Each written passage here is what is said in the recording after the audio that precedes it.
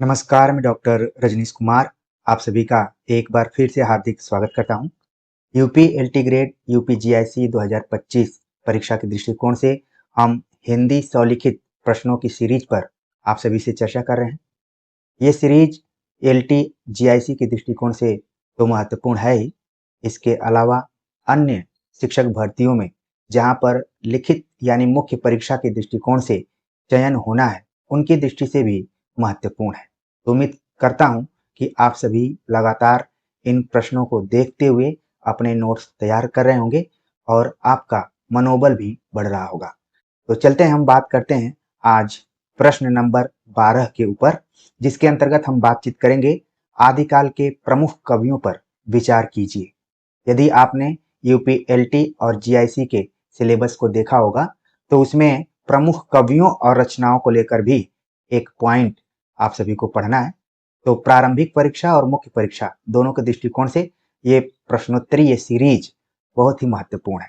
मान लीजिए आपके एग्जाम में आ जाए कि आदिकाल के प्रमुख कवियों पर विचार कीजिए, तो इस प्रश्न को 125, 250, 250 या फिर 50 शब्दों में आप कैसे लिखेंगे, इसकी शुरुआत कैसे करेंगे और इसका अंत कैसे करेंगे। तो चलते हम विस्तार से देखते हैं। इस प्रश्न की शुरुआत करते हुए आप लिखेंगे, आचार्य रामचंद्र शुक्ल ने आदिकाल में अपभ्रंश काव्य, देश भाषा काव्य और फुटकल कवि प्रकरण के अंतर्गत अनेक कवियों का उल्लेख किया है। अपभ्रंश काव्य के अंतर्गत देवसेन, पुष्यदंत, 84 सिद्धों, नवनाथों, हेमचंद, सोमप्रभ सूरी, मेरुतुंग, विद्याधर और सारंगधर आदि का वर्णन किया है।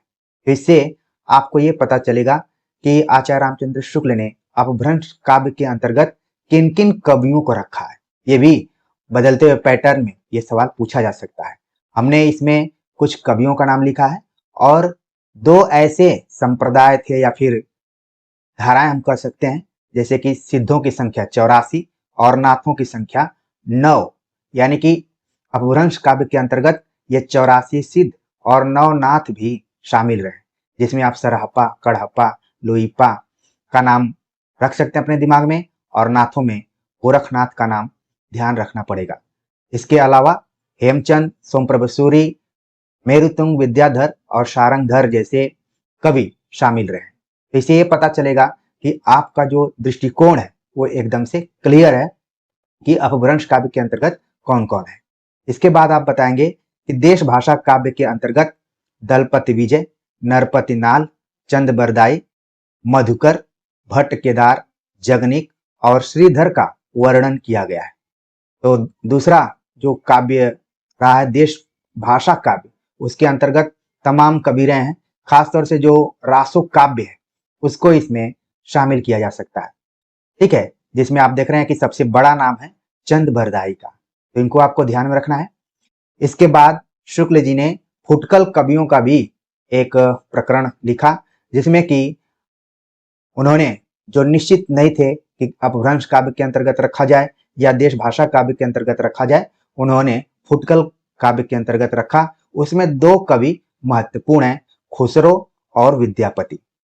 तो इनका मूल्यांकन शुक्ल जी द्वारा किया गया। और एक तरीके से आप देख रहे हैं कि अगर हम मोटे तौर पर आदिकालीन कवियों का विभाजन करें तो यही 3 तरीके के कवि आपको दिखाई पड़ते हैं, अपभ्रंश काव्य के अंतर्गत, देश भाषा काव्य के अंतर्गत और फुटकल कवियों के अंतर्गत। तो आपने एक तरीके से इसको भूमिका में या फिर पृष्ठभूमि में लिखा। अब आपके सामने तमाम कवियों का नाम हमने बता दिया, लेकिन परीक्षा में किन किन को शामिल किया जा सकता है, तो ये तो आपके पसंद के ऊपर भी है और आपकी तैयारी के ऊपर है कि किसको लिखना चाहिए। लेकिन अगर मोटे तौर पर हम देखें तो प्रमुख कवियों में आप शुरुआत करेंगे सरहपा से। सरहपा को लिखने का कारण भी है कि इनको आदिकाल के प्रथम कवियों की सूची में रखा जाता है। जब भी आदिकाल के पहले कवि या फिर हिंदी के पहले कवि कौन है, तो इसमें सरहपा का नाम सबसे पहले लिया जाता है। अलग अलग आलोचकों ने माना है कि सरहपा हिंदी के पहले कवि रहे हैं। आमतौर पर पुष्पदंत इत्यादि का भी नाम लिया जाता है, ठीक है।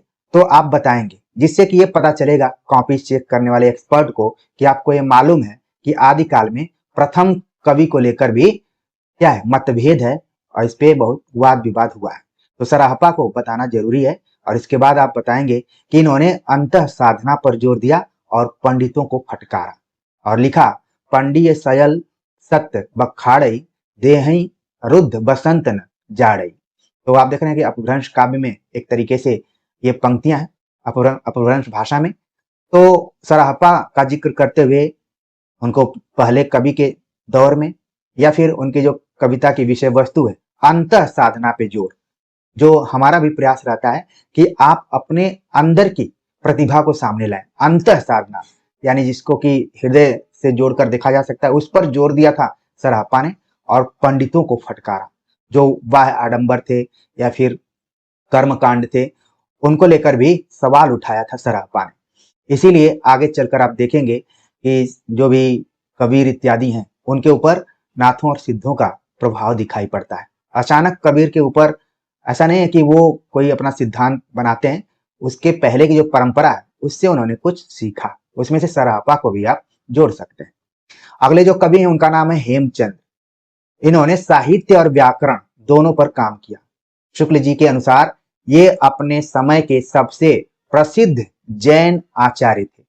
एकदम से हमने शुक्ल जी का जो वाक्य है उसी को उठा लिया है और जिससे कि ये प्रामाणिक होगा कि आपने मूल किताबों को पढ़ा है और कौन आलोचक किसके बारे में क्या कहा है उसको भी आपने ध्यान दिया है। तो हेमचंद जैसा कि हमने बताया कि इन्होंने साहित्य भी लिखा, कुमारपाल चरित, और व्याकरण में भी लिखा सिद्ध हेमचंद्र शब्दानुशासन द्वादश्रय करके काव्य। ठीक है, तो आप बस इतना ही लिख दे रहे हैं कि साहित्य और व्याकरण दोनों पर काम किया, तो पता चल रहा है कि आपने हेमचंद्र के दोनों पक्षों को अच्छे से पढ़ा है। इसके बाद आपने बता ही दिया कि ये अपने समय के सबसे प्रसिद्ध जैन आचार्य थे। तो इस तरीके से हेमचंद्र पर आपने पूरी जानकारी दे दी। अब जैसे बहुत सारे विद्यार्थी बता सकते हैं कि किसके दरबार में रहा करते थे, और जैसे भल्ला हुआ महार्या महारा कंतु, इस तरीके से जो पंक्ति इसको भी आप लिख सकते हैं, लेकिन समय प्रबंधन का भी ध्यान रखना है। अगले जो कवि हैं उनका नाम है चंद बरदाई। मान लीजिए आपने आदिकाल पर खूब चर्चा की और चंद बरदाई पर कुछ नहीं लिखा, तो इसका मतलब है कि आपने आदिकाल को अधूरे तरीके से ही पढ़ा है। तो आचार्य शुक्ल जी के अनुसार ये हिंदी के प्रथम महाकवि माने जाते हैं और इनका पृथ्वीराज रासो हिंदी का प्रथम महाकाव्य है। तो पहले ही वाक्य में आपने एग्जामिनर को प्रभावित कर दिया कि चंद बरदाई के बारे में जो शुक्ल जी का आपने कथन यहाँ पर कोट करते हुए लिख दिया कि हिंदी के प्रथम महाकवि और इनका जो ग्रंथ है पृथ्वीराज रासो हिंदी का प्रथम महाकाव्य है। चंद बरदाई पृथ्वीराज के सामंत और राजकवि थे। साहित्य और व्याकरण जैसी अनेक विधाओं में पारंगत थे। अभी आपने हेमचंद्र के बारे में भी बताया कि साहित्य और व्याकरण पर दोनों पर काम किया था। उसी तरीके से आप देख रहे हैं कि चंद बरदाई ने भी साहित्य पर भी काम किया, पृथ्वीराज रासो लिखा, और व्याकरण पर भी इनका काफी प्रभाव था, नियंत्रण था, उसमें भी एक पारंगत थे। इनका पृथ्वीराज रासो 2500 पृष्ठों और 69 सर्गों यानी कि समय में विभाजित है। इसकी प्रामाणिकता को लेकर विद्वानों में मतभेद है। आपने एक एक चीज बता दिया कि चंद बरदाई प्रथम महाकवि हैं, इनका पृथ्वीराज रासो प्रथम महाकाव्य है, ये 2500 पृष्ठों में और 69 सर्गों में लिखा गया है। तमाम चीजों के बाद अगर आपने बता दिया कि इसकी प्रामाणिकता को लेकर भी विद्वानों में मतभेद है, किसी ने प्रामाणिक माना, किसी ने अप्रामाणिक माना, किसी ने अर्ध प्रामाणिक माना, तो हमने इसको देखिए अंडरलाइन किया हुआ है ताकि एग्जामिनर को यह पता चले कि आपने पृथ्वीराज रासो की प्रामाणिकता को लेकर भी अध्ययन किया हुआ है। एक एक वाक्य आपके ज्ञान को यहाँ पर प्रदर्शित कर रहा है और जो आपने कसावट के साथ भाषा शैली का प्रयोग किया है वो आपके संतुलन की तरफ संकेत कर रहा है। आगे आप लिखेंगे कि विद्वानों में मतभेद तो रहा, किस चीज को लेकर? इतिहास और कल्पना को लेकर। उसका मानना है कि इसमें ऐतिहासिकता कम है और कल्पना अधिक है। उसी के आधार पर शुक्ल जी ने इसे जाली ग्रंथ तक कह दिया। तो आपका उत्तर और प्रभावी हो जाएगा कि इस विद्यार्थी को यह मालूम है कि शुक्ल जी ने इसे जाली ग्रंथ भी कहा है। और अंत में आप लिखेंगे कि उन्होंने यानी शुक्ल जी ने इसकी भाषा की कसौटी पर भी सवाल उठाया है। और एक उनका बड़ा ही फेमस है कि भाषा की कसौटी पर अगर कसते हैं तो निराशा हाथ लगती है, यानी कि कुछ न कुछ उसमें भी कमी है। ठीक है, तो पूरी बात आप यहाँ पर चंद बरदाई के संदर्भ में लिख दिए, कोई ऐसा पॉइंट नहीं है जो कि छूट रहा है। अब आप बात करेंगे अगले जो कवि हैं बहुत ही मशहूर, जिनका नाम है जगनिक। आप बताएंगे कि महोबे के दो देश प्रसिद्ध वीरों आल्हा और उदल पर आधारित वीर गीतात्मक काव्य आल्हा खंड लिखा। इसे बरसात के समय गाया जाता है और खासतौर से उत्तर भारत में इसका प्रचलन बहुत है। ठीक है, तो इस तरीके से पता चल जाएगा कि आपने जगनिक, खासतौर से आल्हा खंड जो कि एक तरीके से लोक का स्वर है, उसको आपने यहाँ पर इंडिकेट किया। तो आदिकाल में जो वैविध्य भरा साहित्य रहा है उसमें से एक विशेषता रही है कि लोक से जुड़ी हुई वीर गाथात्मक जो गाथाएं लिखी गई हैं उसमें से एक उदाहरण आपने यहाँ पर दे दिया। तो जगनिक की चर्चा करना बहुत ही जरूरी है। लिखने के लिए तो आप नॉर्मली किसी भी कवि को लिख सकते हैं, आपका उत्तर कंप्लीट होगा। लेकिन जो एक तरीके से जो टारगेटेड आपका जो निशाना है, जिन कवियों के माध्यम से आदिकाल को आज जाना जाता है, उनको अगर आप संकेत करते हुए लिखते हैं तो आपका उत्तर बहुत ही प्रभावी होगा और अधिकतम अंक आपको मिलेंगे। आगे बात करते हैं, अगले जो कवि हैं उनका नाम है अमीर खुसरो। ठीक है, खुसरो के बारे में जो आप लिखेंगे इसकी शुरुआत करेंगे कि इन्होंने खड़ी बोली, ब्रज भाषा और फारसी तीनों भाषाओं में कविताएं लिखी।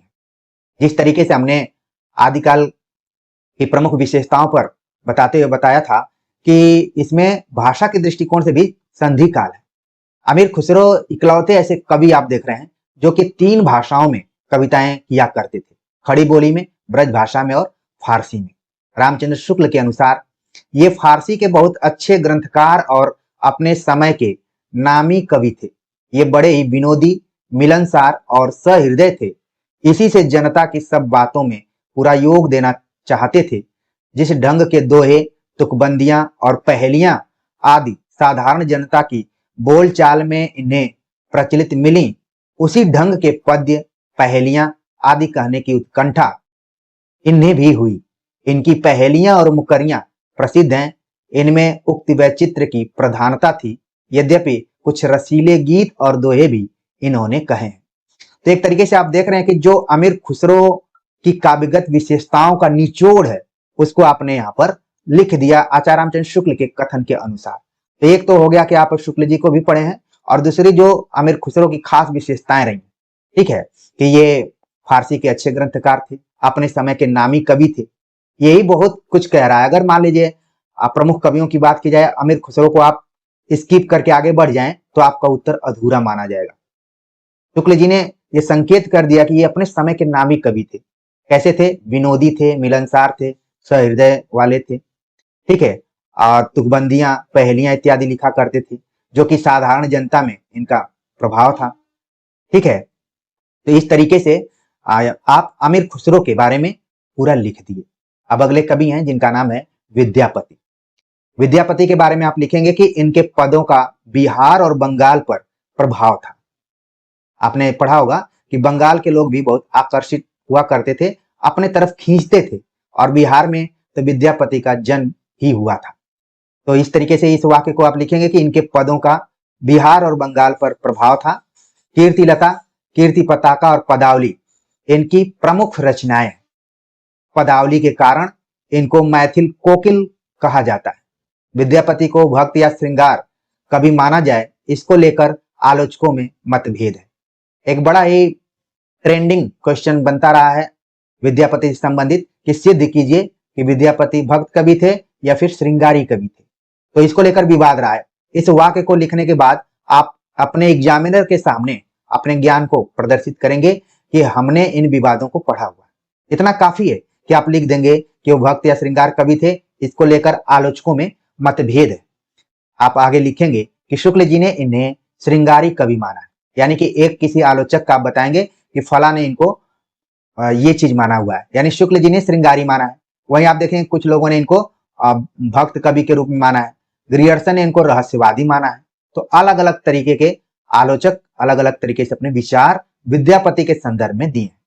और आगे आप विद्यापति के संदर्भ में लिखेंगे कि रामचंद्र शुक्ल के अनुसार आध्यात्मिक रंग के चश्मे आजकल बहुत सस्ते हो गए हैं। उन्हें चढ़ाकर जैसे कुछ लोगों ने गीत गोविंद के पदों को आध्यात्मिक संकेत बताया है, वैसे ही विद्यापति के इन पदों को भी। तो आप देख रहे हैं कि ये बड़ा ही प्रचलित कथन रहा है विद्यापति के संदर्भ में आचार्य रामचंद्र शुक्ल का। इसको आप लिख दिए तो कोई भी कितना भी पुराना एग्जामिनर होगा, इस कोटेशन को देखने के बाद उसको अपने पुराने दिन याद आने लगेंगे कि जब वो कभी बीए में, एमए में पढ़ा करता था तो इसी कोटेशन को बार बार यूज करता था। और जब परिचित कोटेशन आ जाए तो लोगों को लगता है कि हाँ, सामने वाला विद्यार्थी भी अभी उसी तरीके से गहनता के साथ अध्ययन कर रहा है। तो इस तरीके से आप उत्तर अपना कंप्लीट करेंगे और निष्कर्ष पर पहुंचेंगे कि कुल मिलाकर आदिकालीन कवियों का साहित्य वैविध्य से भरपूर रहा है। साहित्य, व्याकरण और लोक का स्वर उनकी कविताओं के केंद्र में रहा। साहित्यिक भाषा के साथ ही देश भाषा एवं लोक भाषा काव्य में भी रचनाएं की। विद्यापति के शब्दों में देसिल बयाना सब जन मिठा, तम तैसन जमपहो अवहट्टा। तो इस तरीके से आप अपने उत्तर को कंप्लीट करेंगे। तो आपने देखा कि आदिकाल में तमाम कवि हैं। अगर देखा जाए तो सैकड़ों कवि, 84 तो सिद्ध हैं और 9 नाथ हैं। तो ऐसे ही 93 हो गए और बाकी जो बचे खुचे हैं लगभग 120-25 कवि तो हो रहे हैं। लेकिन उसमें से आपने लगभग 5-6 कवियों को देख लिया कि कैसे लिखना है। ठीक है, जो हमने आपको यहाँ पर कवियों के बारे में बताया, ठीक है, लगभग आप देख रहे हैं कि 6 कवियों को हमने यहाँ पर बता दिया। मान लीजिए आपके एग्जाम में यही 8 नंबर का क्वेश्चन आता है तो ये मानकर चलिए कि आपको 7 नंबर के आसपास में तो मिलना ही मिलना है। अगर इस तरीके से आपने सधे भाषा शैली में लिखा और बेहतरीन तरीके से वहां पर प्रस्तुत किया तो आपको नंबर मिलेंगे। कई बार लोगों का मानना रहता है कि पेज भरते हैं तब नंबर मिलता है, लेकिन मान लीजिए आप इस तरीके से सधे अंदाज में अपने उत्तर को लिखेंगे तो निश्चित तौर पर आपका उत्तर अन्य बाजारी नोट्सों से अलग रहेगा और ये आपकी ज्ञान और संतुलन दोनों को प्रस्तुत करेगा। तो उम्मीद है कि आज का यह वीडियो लेक्चर आप सभी को पसंद आया होगा, पसंद से ज्यादा समझ आया होगा। तो जरूर कमेंट कीजिएगा। मिलते हैं एक नए टॉपिक के साथ, तब तक के लिए नमस्कार।